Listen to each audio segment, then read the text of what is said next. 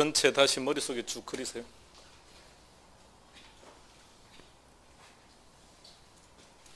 (1월달) 가고 (3월달) 가면 이제 이런 내용들 얘기 안 합니다. 그러니까 지금 할 때 잘 잡아보세요. 감정평가. 감정이란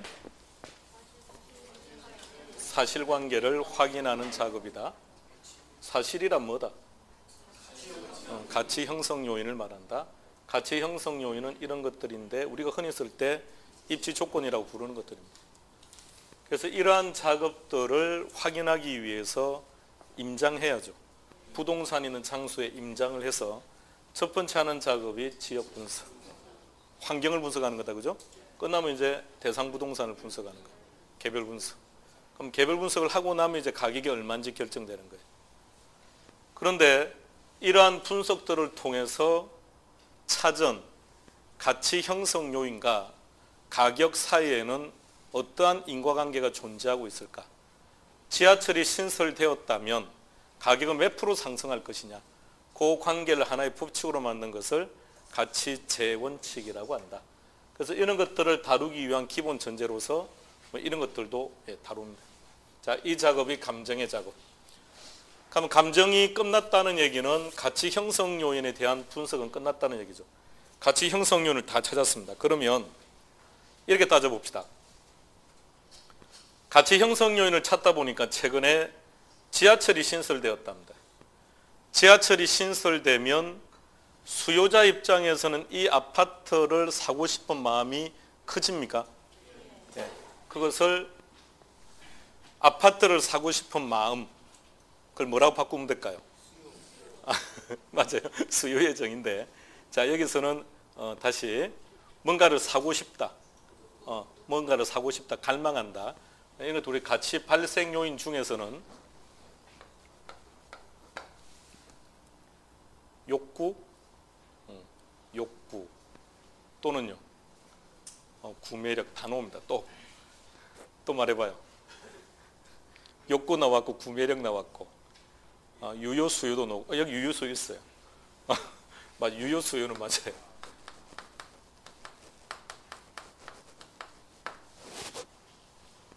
살 수 있는 구매력을 가지고 있어야 살 수 있는 거니까 결론은 그래야만 가격을 결정짓겠죠. 그래서 유효 수요도 있고, 그 다음 아파트라면 쾌적성이라는, 주택이라면 쾌적성이라는 게 중요하겠죠. 상업용이라면 수익성이 중요하겠죠. 공업용이라면 생산성이 중요하겠죠. 그런 것들을 통칭해서 뭐라 부르면 될까요? 쾌적성, 수익성, 생산성 통칭해서 뭐라 부를까요? 예? 만족감. 또 뭐라고요? 효용성. 효용성 또는 유용성 이런 말을 씁니다. 그런데 부동산은 근본적으로 공급량이 부족하다, 희소성. 이 세 가지를 지가의 3요소라고 말해요. 지가의 3요소. 그리고 또 이전성을 하나 추가해서 이렇게 표현하는데 오늘은 다 기억할 필요 없으니까 가치 발생 요인에는 이런 것들이 있다는 정도만 구경합시다. 다 시험 문제입니다. 그러면 생각해 보세요. 만족감이 크면 지하철이 신설됩니까? 아닙니까? 지하철이 신설된 만족감이 커집니까? 그렇다면 발생 요인이 형성 요인에 영향을 준다. X. 그럼 틀린 지문이라고. 문제가 그렇게 나와요. 가치 발생 요인은 가치 형성 요인에 영향을 준다. 틀린 지문으로 기출되었던 표현입니다. 그러니까 방금 만족감이 크다고 해서 지하철이 신설되는 건 아니라면서요. 그럼 지하철이 신설되면 만족감이 커진다면서요. 인구가 증가하면 부족해지는 거죠. 부족하다고 해서 인구가 증가하는 것은 아니지 않습니까? 그러면 발생 요인이 이건 안 되는 거고, 형성 요인이 발생 요인에 영향을 주게 되고, 그러면 가치 발생 요인이 부동산 가치를 결정하는 겁니다. 이게 평가의 작업. 그런데 부동산의 가치를 결정하는 방법에는 세 가지가 있더라. 얼마나 많이 투입했을까? 얼마에 거래되고 있을까? 얼마나 많은 수익을 얻을 수 있을까?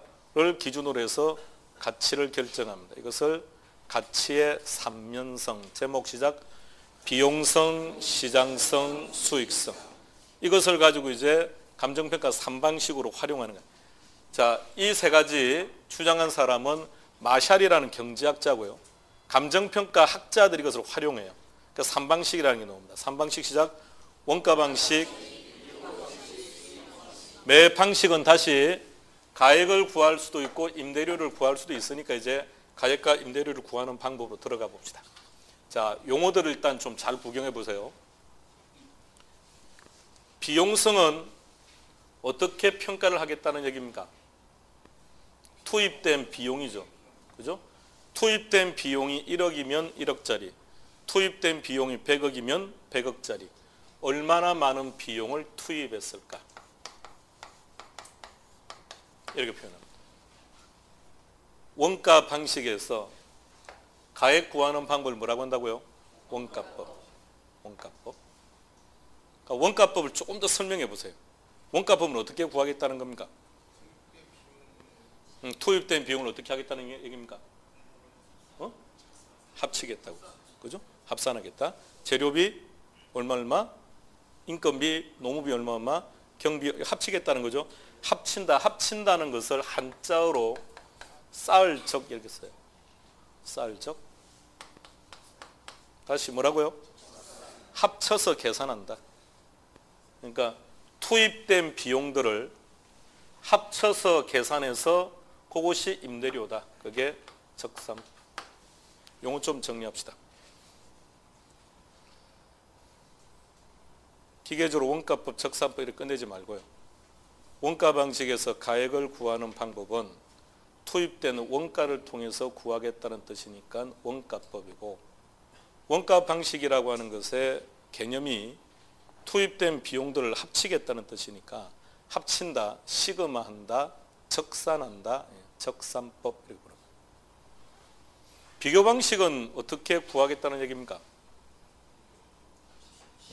무엇과 무엇을 사례하고 대상 부동산을 실제 시장에서 거래가 된 사례 부동산을 선택하는 거예요. 사례 부동산을 선택을 해서 이것을 대상 부동산과 비교하는 겁니다. 그래서 대상 부동산의 가액을 구하는 방법입니다. 제목 뭐 한다고요? 얼마의 가액으로 거래되었을까? 얼마의 임대료로 임대되었을까? 임대 사례 비교법. 거래 사례 비교법, 임대 사례 비교법. 수익 방식에서 말하는 이 수익은 과거의 수익입니까? 현재의 수익입니까? 미래의 수익입니까? 미래의 수익이죠. 앞서 예를 들었죠. 우리 25세 막둥이가 90세까지 한다면 이렇게 좀 미래의 수익. 장래에 발생하게 될 수익을 기준으로 현재 가액을 구하는 거예요. 그럼 얘는 미래 가치죠? 얘는 현재 가치네요. 미래 가치 가지고 현재 가치 구하려면 할인, 할증. 할인, 환원, 동의어입니다. 할인한다, 환원한다. 그래서 장래 수익을 환원시켜서 현재 가액을 구하는 방법.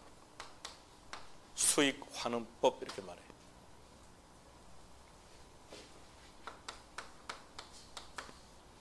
이 수익은 임대인의 수익일까요? 임차인의 수익일까요? 임차인의 수익입니다. 임차인의 수익. 임차인의 수익이 많으면 임대인의 임대 수익이 커지는 거예요. 맞나요? 임차인의 수익이 적으면 임대인의 임대 수익도 적어지는 겁니다. 우리나라는 이 방식을 채택하는 데는 백화점밖에 없어요. 자, 백화점을 가면 코너마다 다른 사람들이 영업활동을 하고 있죠. 보증금에 월세를 주고 있는 게 아닙니다. 매출액의 일정한 비율을 백화점이 가져가는 거예요. 그러면 코너에 매출액이 많으면 백화점의 임대 수익도 커질 것이고, 코너에 매출액이 적으면 백화점의 임대 수익도 적어지겠죠. 그러니까 매출액이 적은 사람은 어디로 가는 겁니까?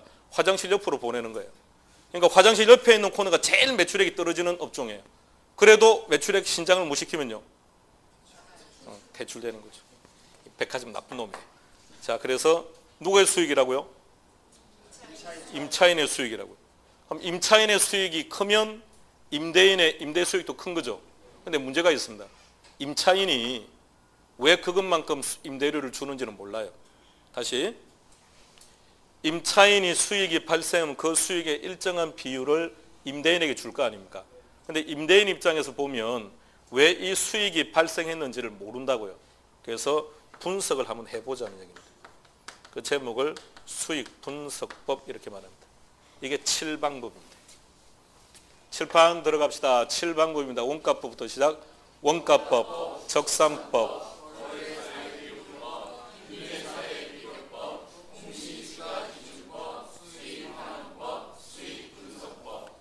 얘는 별도로 법이 있습니다.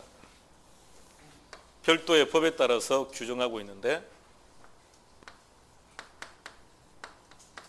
토지에 대한 규정도 있고요. 주택에 대한 규정도 있습니다. 얘는 법에서 정리하겠습니다. 법에서, 이 법 조문에서 하나 놓으면 한 문제 내지 두 문제가 나오는데 일단은 법에서 할 거고 이거는 이번 과정에서는 다루지 않을 겁니다. 1월 달이나 3월 달쯤 할 생각입니다. 그러니까 정확히 말하면 2월 달에 하든지 아니면 4월 달에 하든지 그때쯤 합시다. 그러니까 지금 우리가 하는 감정평가에서는 법이 2개 있습니다. 법이 2개 있는데 한 개는 다음 주에 할 겁니다. 보통 그걸 한 3월 달이나 5월 달에 했는데 이번에 좀 빨리 당겨서 하고 얘는 1월 달이나 3월 달쯤 합시다. 지금 하나를 뭐 12월 달에 한다면 하나는 2월 달쯤에 할 가능성이 일단 많을 것 같고요. 그때쯤 하는 걸로 하고. 자, 나머지 갑시다. 나머지. 공시지가 이제 별도로 규정하니까 나머지 내용들만 정리할 겁니다. 자, 원가법부터요. 개념을 설명해 보세요. 원가법이든 적산법이든. 그래, 마음속에 생각하는 그거예요. 그걸 말로서 해봐요. 원가법, 적산법은 어떻게 구하는 거라고요? 이런 것이 들어갔으니까 합쳐서 얼마 이런 거죠, 그죠? 그래서 아까 적산이라는 말이 무슨 뜻이었습니까? 투입된 비용을 합친다 그랬죠. 네, 그게 가액이고 투입된 비용을 합친 게 임대료입니다. 자, 다시 말하면 용어는 난생 태어나서 처음 듣는 용어입니다. 그런데 이렇게 용어를 결정한 이유는 지극히 상식적인 수준이에요. 투입된 비용을 합친 것이 가액입니다. 투입된 비용들을 합친 게 임대료입니다라는 말이니까 지극히 상식적으로 만든 겁니다. 그러니까 단순히 외우려 하지 마시고 논리만 따져보면 간단해요. 원가 방식, 가액 구하는 방법 뭐라고 한다? 이게 시험 문제예요. 이게 시험 이렇게 나와요.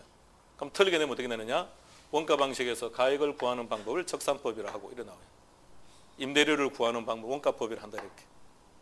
그러니까 정확하게 무엇이 가액이고 무엇이 임대료인지.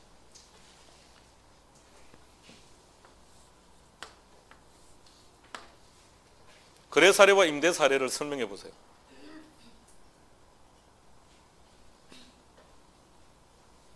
말로 하면 이쁠 것 같은데. 예? 예. 예. 단어 그대로 말해 보세요. 단어 그대로. 거래된 사례 부동산을 여기 하나 생략되어 있습니다. 대상 부동산과 저 대상 부동산 있죠. 목적은 사례 부동산 가격 구하는 겁니까? 대상 부동산 가격 구하는 겁니까? 그러니까 대상 부동산이 생략되어 있는 거예요. 다시 거래된 사례 부동산을 대상 부동산과 비교하여 가액 구하고 임대료 구하고. 그래서 이렇게 말합니다. 비교의 기준이다.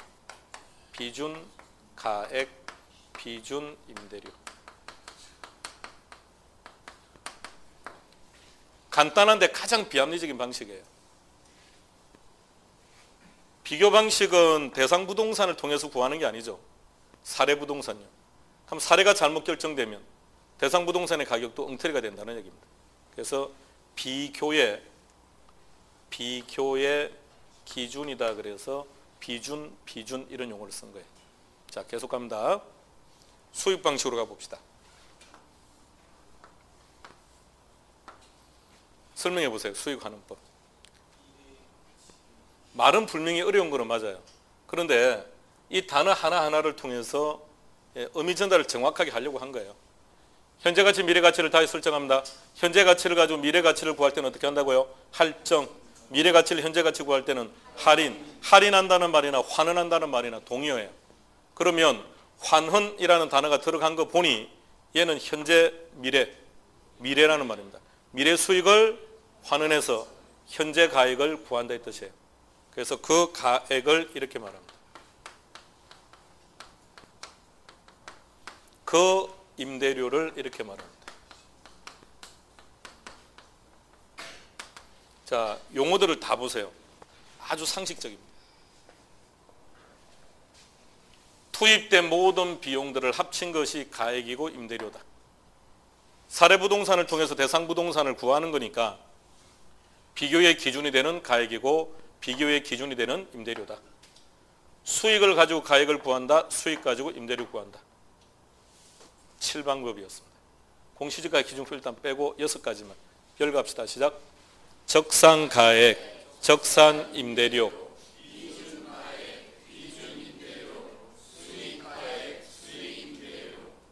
머릿속에 일단 그려봅시다. 집에 갈 때쯤 사라지는 게 아니라 곧 사라질 거예요. 그래도 일단은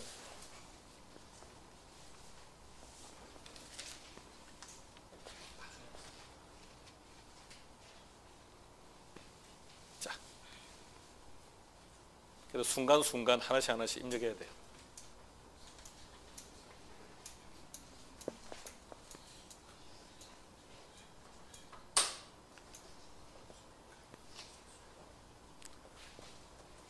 적산가액을 어떻게 구하는지 한번 드러나 보시겠습니까? 여기서 끝낼까요? 드러나 볼랍니까? 욕심은 많아요. 뭐든지 다 하자 그래요. 일단 한번 해봅시다. 편안하게 드는 겁니다.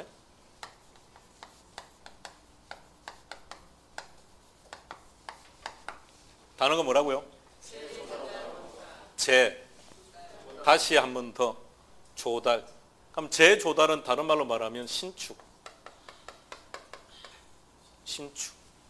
그럼 재조달원가라는 얘기는 신축하는 데 들어가는 비용. 이게 재조달원가. 다시 대상부동산으로 되돌아가세요. 자, 대상부동산으로 되돌아옵시다. 얘는 5년 전에 신축된 건물이랍니다. 그리고 이 건물이 얼마짜리야를 알고 싶은 것은 그로부터 5년이 지났어요. 5년이 지난 이렇게 표현합니다. 뭐라고 표현한다고요? 대빵으로 중요합니다. 시험에서. 감정평가에서는 현재 시점이라는 단어가 존재하잖아요. 무조건 이 단어를 써야 돼요. 미래 시점, 과거 시점, 현재 시점 이런 말 없습니다. 무조건 이것만 존재해요. 언제라고요? 기존 시점. 과거일까요? 현재일까요? 미래일까요? 모두 가능해요. 과거일 수도 있고 미래일 수도 있고 현재일 수도 있는 거고. 자, 다시 갑니다. 대상부동산 다시 확인해 보세요. 5년 전에 신축된 건물인데 저 건물의 가격을 알고 싶은 것은 그로부터 5년이 지났답니다. 그럼 기준 시점에서 대상부동산의 가격을 구하는데 어떻게 구하느냐? 투입된 비용 가지고. 언제 투입된 비용일까요? 5년 전에 투입된 비용일까요? 기준 시점에 투입된 비용일까요? 어떻게 구하든 상관은 없습니다만 만일 5년 전에 투입된 비용을 고려하면 물가 상승률을 전부 다 또 반영해야 됩니다. 엄청나게 복잡해요. 그렇게 하느니 기준 시점에 신축한다면 얼마나 들어갈까? 이렇게 구한다는 얘기죠. 자, 이렇게 되면 새 건물입니까? 낡은 건물입니까? 이렇게 하면 새 건물이 되는 거죠. 대상부동산은 새 건물입니까? 낡은 건물입니까? 쟤는 5년 된 거 아닙니까? 그럼 차이가 뭘까요? 감가. 5년간 감가된 걸 차감시켜 주는데 그게 적산가액이다 이 말입니다. 자, 여러분들이 가지고 있는 자동차의 적산가액. 얼마 주고 샀지 필요 없는 정보. 가진 자동차와 동일한 자동차를 구입한다면 얼마쯤 할까? 1,000만 원. 그동안 타고 다니면서 700만 원 감가. 그럼 내 자동차는 300. 지금 신고 있는 신발의 적상 가액 얼마 주고 샀지? 이건 필요 없는 정보. 내가 신고 있는 신발과 동일한 신발을 오늘 가게 가서 구입한다면 얼마지? 10만 원. 그동안 신고 다니면서 3만 원 감가. 내 신발은 7만 원. 이렇게 구하는 게 적상 가액. 개념만요. 오늘 여기까지 안 들어갈 거니까요.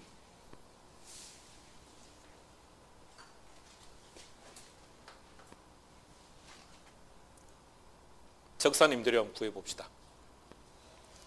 저 건물, 자 여러분들은 이제 이 건물 사서 임대할 겁니다. 임대할 건데 임대료 얼마 결정할 건지를 지금 하려고 하는 겁니다. 이 건물 10억 주고 샀어요. 10억 주고.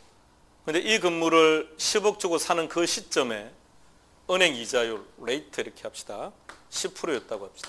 그럼 다시 말하면 여러분들은 10억 가지고 건물을 사지 않고 10억을 은행에 맡겼더라면 10% 수익을 얻을 수 있는 기회를 포기했다는 얘기예요. 동의된 거죠? 자, 이런 상황이라면 여러분들은 임대료 얼마를 받으시겠습니까? 불러보세요. 숫자로 말해보세요. 10억에 대한 10%는 받아야 될 것 같은데요. 그죠? 자, 그러면 10억에 대한 10%를 임대료로 받게 된다면 은행에 맡겼을 때와 동일한 수익을 얻는 겁니까? 더 많이 얻는 겁니까? 적게 얻는 겁니까? 다시 한번 생각해 볼까요? 정말 동일한지.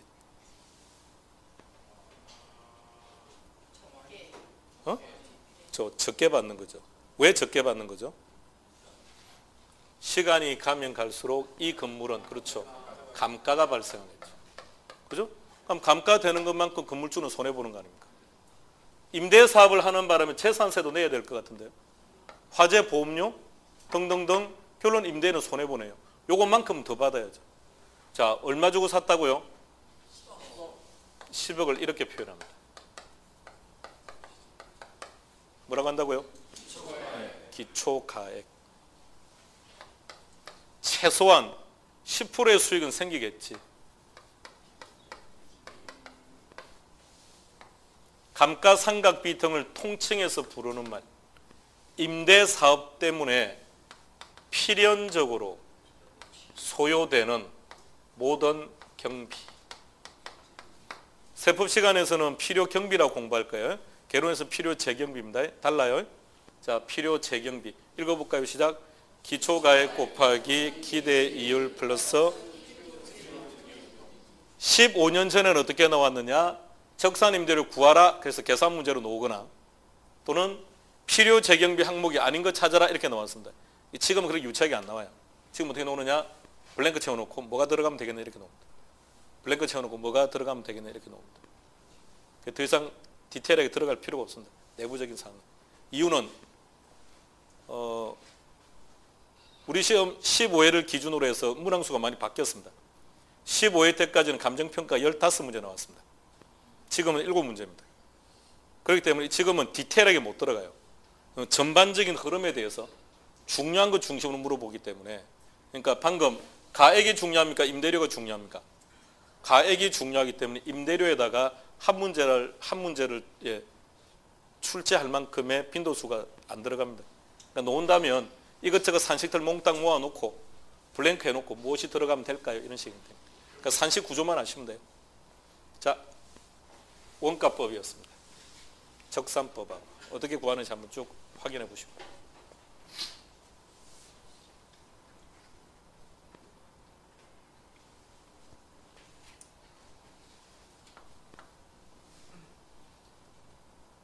환은 곱한다 나눈다? 나눈다. 그럼 분수로 돼야 되겠네요. 맞나요? 수익을 나눈다고요. 뭘 가지고? 수익을 환원한다고.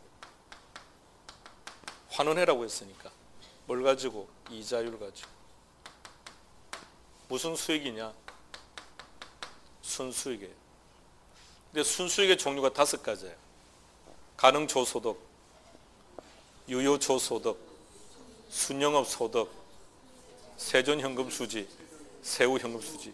엄청난 발달입니다. 한 달 전만 해도 그게 뭔 말인 줄 알았습니까? 이제 막 말을 하고 있지 않습니까? 놀라운 발전입니다. 자, 다시 보세요. 근데 그 중에서는 뭐냐? 그럼 그 5가지 다 될 수 있습니다. 근데 일반적으로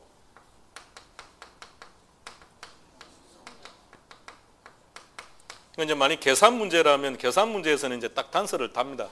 세후현금 수지를 대상으로 하라든지 이렇게 되어 있습니다. 그렇지 않고 이론 형태로 놓은다면 순수익 아니면 순영업소득. 그럼 이제 이렇게 놓는 거죠. 여기 블랭크 해놓고 여기 블랭크 해놓고 기억 니은에 들어갈 내용으로 올바른 거 찾아라. 예, 그게 기출 문제였습니다.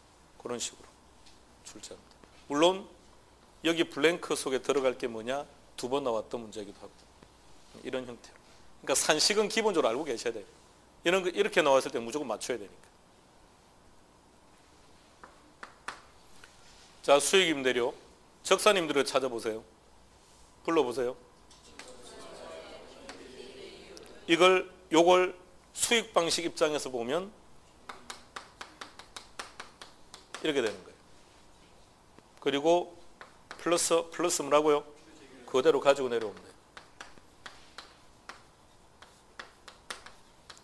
이상하리만큼 안 틀립니다. 적사님들이요. 이상하리만큼 다 틀려버립니다. 이상해요. 이유를 일단 도저히 납득을 못하겠습니다. 그래서 제 생각이 딱 하나밖에 없습니다. 얘가 앞에 있거든요.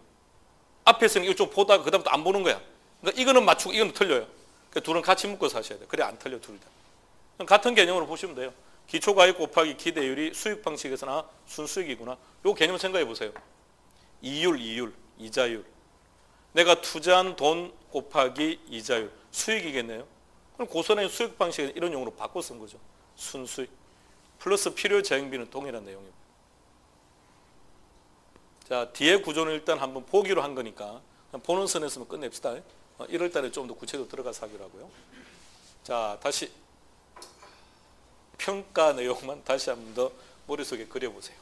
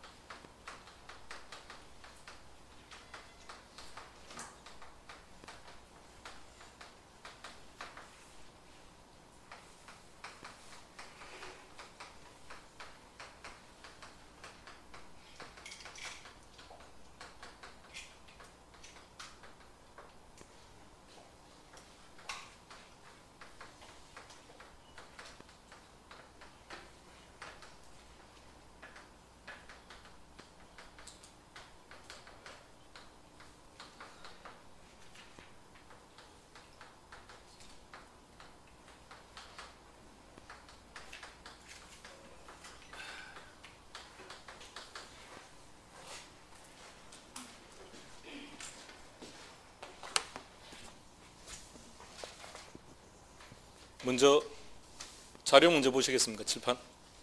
카메라 제일 끝으로 잡아주세요. 제일 끝에. 저게 올해 기출되었던 문제입니다. 먼저 제목을 한번 쭉 보세요. 뭐라고 되어 있는지.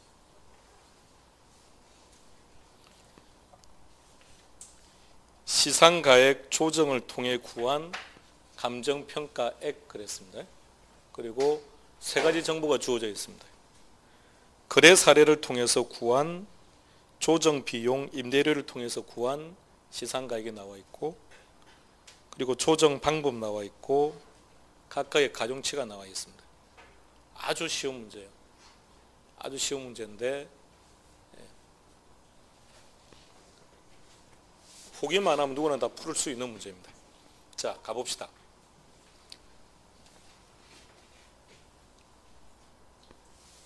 대상 부동산은 적상가액으로 구했을 때, 비중가액으로 구했을 때, 수익가액으로 구했을 때 같을까요? 다를까요?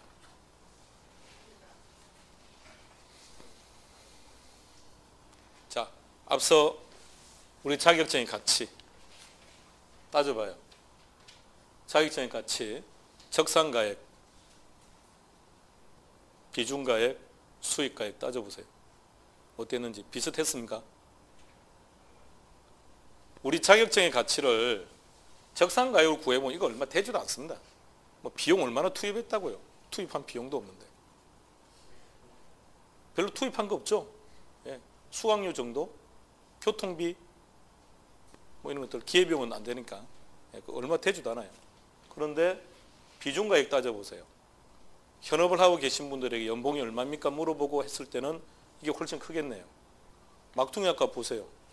65년요? 얼마쯤 하겠습니까? 수백억 할 수도 있는 거 아닌가요?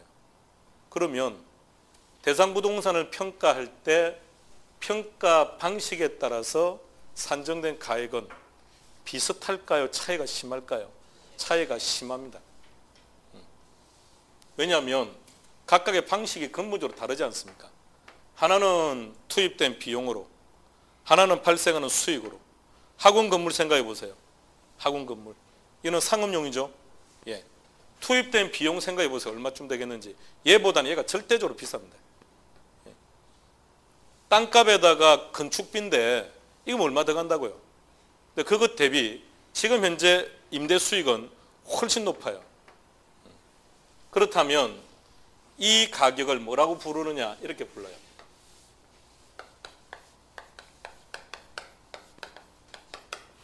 뭐라고 부른다고요?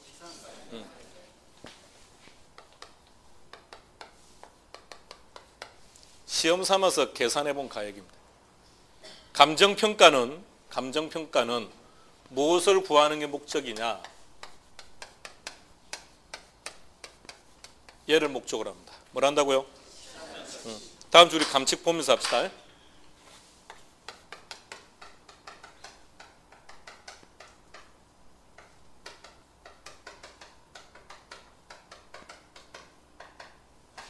다음 주 이제 법을 한다고 했으니까 감정평가는 규칙을 할 거예요. 법 조문을 공부할 겁니다. 요걸 하다 보면 지금 하는 용어들이 다 나올 거예요. 그래서 미리 좀 이 정도는 구경해두고 다음 주 들어가야 무슨 말인지는 따라올 수 있으니까 지금 보는 거예요. 그래서 감정평가는 무엇을 구하는 게 목적이다? 예, 우리 법은 이것을 원칙으로 하고 있습니다. 시장 가치를. 그런데 각각의 방식에 의해서 구해진 가액을 뭐라 부른다고요? 시상가액. 그럼 이제 시상가액을 가지고 시장 가치를 구해야 되겠는데 어떻게 하느냐? 이것을 이렇게 말합니다.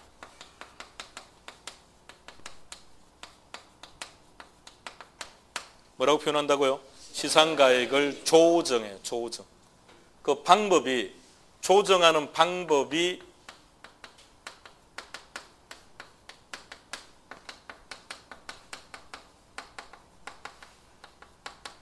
시작. 다시 시작. 이론으로 3번 나왔던 문제입니다. 자, 개론은 말입니다. 개론 40문제 중에서 20문제는 한번 출제된 후에 영원히 안 나와요. 개론은 40문제 중에서 20문제는 한번 출제되면 영원히 안 나옵니다. 사라집니다. 그러면 2번 기출되고 3번 기출되었다는 얘기는 출제 빈도가 아주 높다는 얘기예요. 대부분 한 번 녹고 난 다음에 없어지는 문제이기 때문에. 그 말은요, 개로는 출제할 수 있는 영역이 무진장 많다는 뜻입니다. 자, 봅시다. 요 단어가 들어가니까 그동안은 이론으로 3번 나오다가 올해 시험에 저렇게 계산 문제로 나왔다는 얘기예요. 그러니까 이론과 계산은 독립된 개념으로 다루면 안 된다는 얘기입니다. 자, 이론으로 나왔을 때 제일 중요한 단어 이거예요. 가중. 그래서 앞으로도 마찬가지 요 단어가 보이면 무조건 이 단어를 찾아야 돼요. 산술 이 단어는 있어도 그만 없어도 그만. 항상 무슨 평균? 가중 평균. 저기서 보세요. 가중치. 가중치를 봐요. 가중치 보세요. 가중치 3개를 다 합치세요. 막둥한 제일 끝에. 가중치 3개. 찾았습니까? 저 3개 다 합쳐요. 합치는 게 몇 프로? 100%. 무조건 맞는지를 먼저 확인해야 돼요. 100%가 아니면 방식을 달리 가야 되기 때문에. 가중치는 항상 결론이 1이 돼야 되니까 합쳤을 때 1이니까 100분율로 환산할 때 항상 100%가 나와야 돼요. 저게 100%가 아니면 다시 계산하셔야 돼요. 다시. 자, 가중산술 평균입니다. 그렇게 해서 여기 나와요. 그러니까 문제를 다시 봐요. 문제가 뭐라고요? 시상가액을 조정을 통해 구한 감정평가의 그 감정평가액이라는 게 뭔가요? 요거 시장가치. 시장가치를 지금 저렇게 표현한 거예요. 그리고 방법도 적어놨네요. 힌트 주려고. 방법 뭐라고 했습니까? 저기 4번째요. 가중치를 부여하는 방법. 그게 가중산술 평균이라고. 그래서 밑에 가중치도 주어져 있고요. 계산기 누르고 답 구하세요. 시작.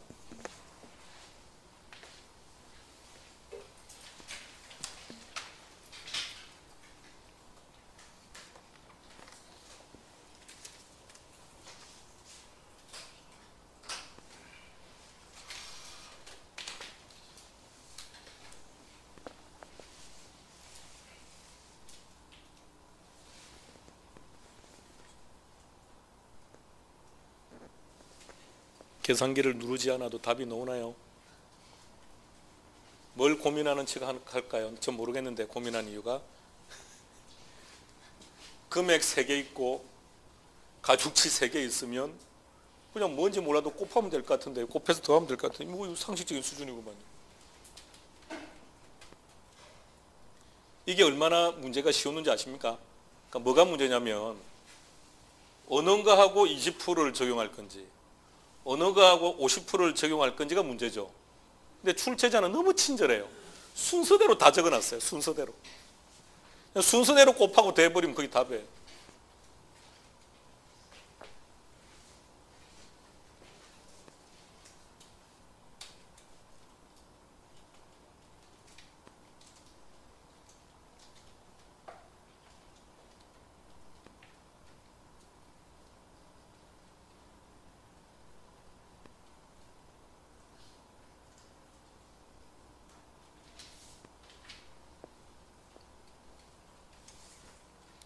설마 1.2억이 얼마냐고 물어보는 건 아니죠. 1억 2천입니다. 우리 시험은 저렇게 막 나와요. 1.2억, 1억 2천이면.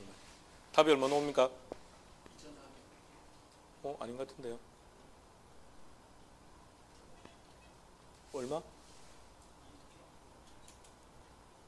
어떻게 계산기 회사들마다 답이 달라요? 아니, 지금 어떻게 계산을 하고 있는 거죠? 1억 2천 곱하기 0.2 더하기 1억 1천 곱하기 0.5 더하기 1억 곱하기 0.3 해서 넌 눌러봐요. 어느 오는지. 1억 1천 1억 1천 나옵니까?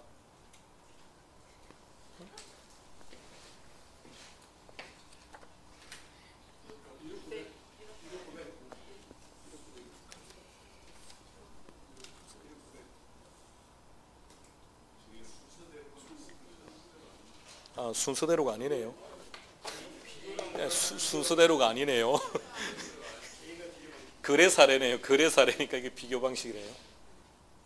조정 비용이 원가 방식이고 임대료가 수익 방식이네요. 쏘리. 다시 계산해 주세요.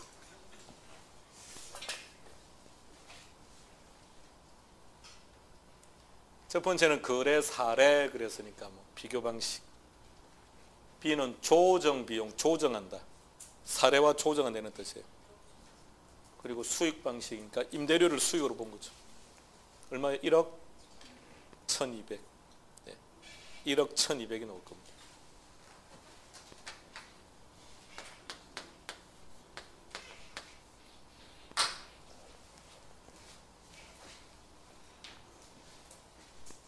저게 답이었습니다. 1억 1200이.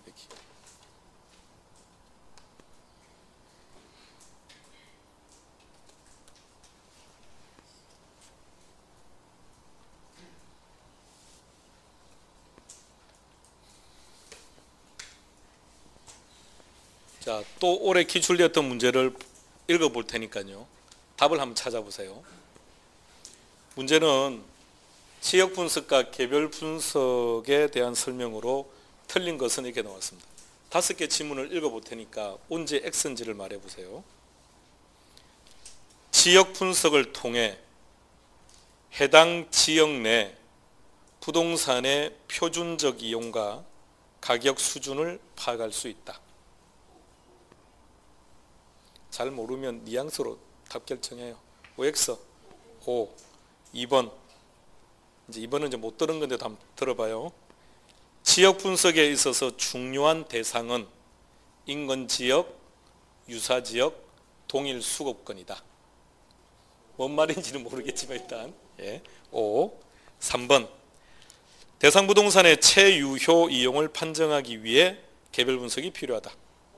O, 4번. 지역 분석보다 개별 분석을 먼저 실시하는 것이 일반적이다. 네, 그게 답이었습니다. 유치하게 말입니다. 마지막 것도 한번 봅시다. 5번. 지역 분석은 거시적인 분석인 반면 개별 분석은 미시적 분석이다. 가능하죠? 예, 이렇게요. 쉬워요. 감정은 간단해요. 감정은 간단한 작업입니다. 그러니까 문제가 깊게 들어가고 뭐 쉽게 되고 이렇게 개념이 없어요. 어렵다 쉽다는 개념에서 그냥 키워드 몇 개만 알면 답은 다 찾아가요. 그런데 이쪽은 어려워요. 평가 쪽은. 계산 문제도 많이 언급되는 파트고. 그래서 이쪽은 법을 공부하는 게 우선입니다. 그래서 법을 먼저 포커스를 맞추는 걸 하고 2개 법이 있습니다. 첫 번째가 공시지가와 관련된 법이 하나 있고요. 그 다음에 감정평가라는 규칙이 있고 2개 법입니다. 각각 한 문제씩 아니면 각각 2문제씩. 올해는 각각 한 문제씩. 2년 전에는 각각 2문제씩. 그럼 7개 중에서 2문제씩 나오면 4문제가 법에서 다 나왔다는 얘기니까 법과 밀접해야 돼요. 그리고 감칙을 하게 되면 감정평가의 규칙 감칙이라고 합시다. 그냥 감칙이라고 하니까 감칙을 하게 되면 이 내용들을 전부 다 정리하게 되는 거예요. 그 다음 주부터 이제 감칙을 하겠다는 얘기입니다. 감칙은 지금 책이 없으니까 감칙은 프린트로 들여서 진행하는 걸로 그렇게 할게요. 자, 이게 감정평가라고 하는 겁니다. 교과서 92페이지 가보겠습니다.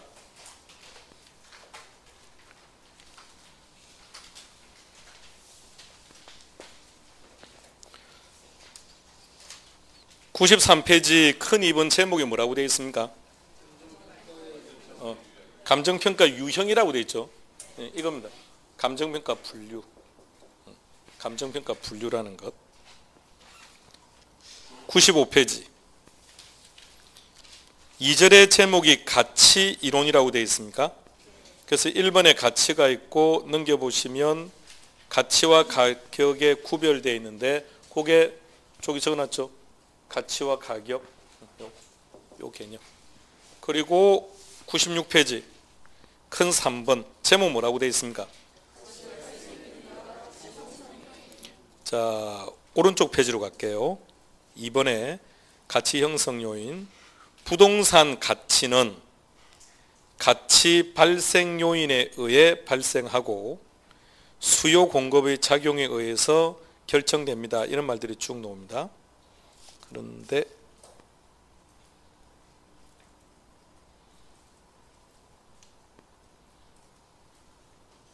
셋째 줄 보세요.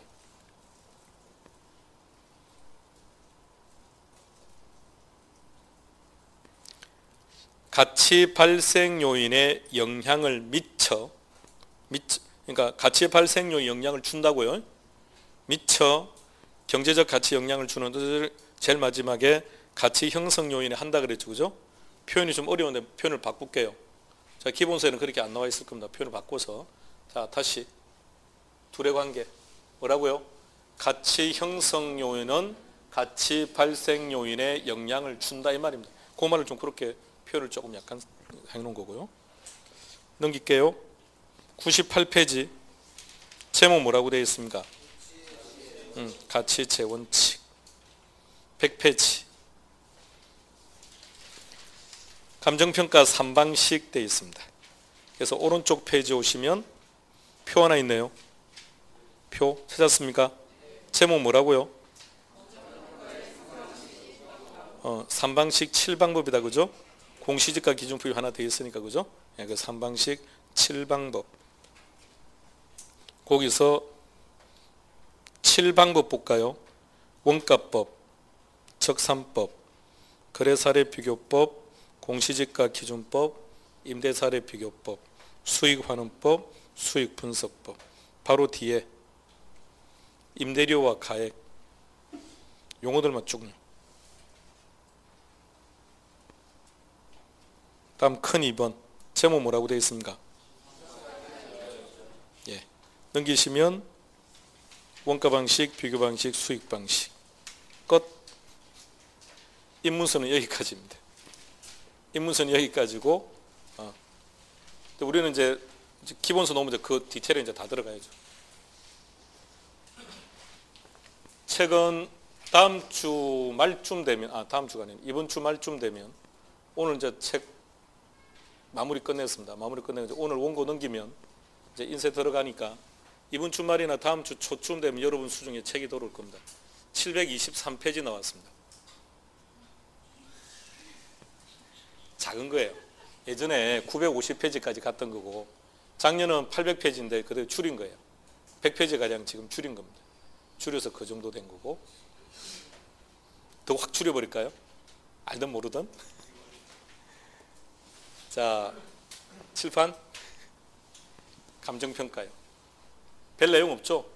하겠죠? 못하면 어떨 겁니까? 해야지. 이게 감정평가입니다. 그래서 감정이라는 작업은 방금 했던 것처럼 내용 자체가 그렇게 어렵지 않아요. 어렵지 않고 이런 키워드 몇 가지만 딱 더 기억하면 답을 다 찾아내요. 근데 평가 쪽이 힘들어요.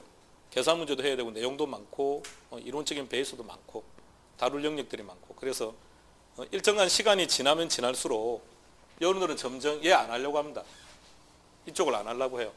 그러니까 항상 해마다 받는 질문입니다. 감정평가 안 하면 안 되냐라는 질문입니다. 근데 조금 더 진지하게 보셔야 돼요. 감정평가가 어려운 거는 맞아요. 근데 감정은 어렵지 않다니까요. 감정은 쉬워요. 감정은 쉽고 평가는 어려워요. 그러니까 평가를 4개를 잡았을 때 4개 중에서 법이 2문제는 온다고요. 법은 쉬워요. 법은 쉽죠. 외우면 되니까. 문제는요. 안 외워지는 게 문제지. 외우면 돼요. 근데 다른 법을 공부하는 것과 개론을 공부하는 것은 근본적으로 달라요. 개론에서 다루는 법은 다른 법 과목처럼 법을 해석하고 하는 게 아니기 때문에 제가 답을 찾는 방법을 설명할 거예요. 그 조문을 조금만 하면 돼요. 법은 다 할 수 있어요. 그러면 극단적으로 하면 얘네들은 다 버려도 괜찮아요. 극단적이라고 했습니다. 최악의 상태 다 버려도 괜찮아요. 그럼 다 버리면 5문제는 맞춰요. 그런데 이쪽도 할만해요. 할만하니까 일단 한번 해보고 정말 도저히 불가능하면 9월달 가서 접는 걸로. 9월달 가서 접는 걸로. 그러니까 고전까지는 합시다.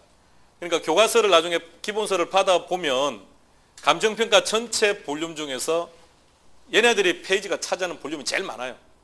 내용도 제일 많고. 근데 그에 비해서 빈도수는 별로 적다는 얘기죠. 그러니까 너무 여기에 급급하지 마시라는 얘기입니다. 최악의 상태 안 되면 접으면 그만이니까. 그래도 일단 해봅시다.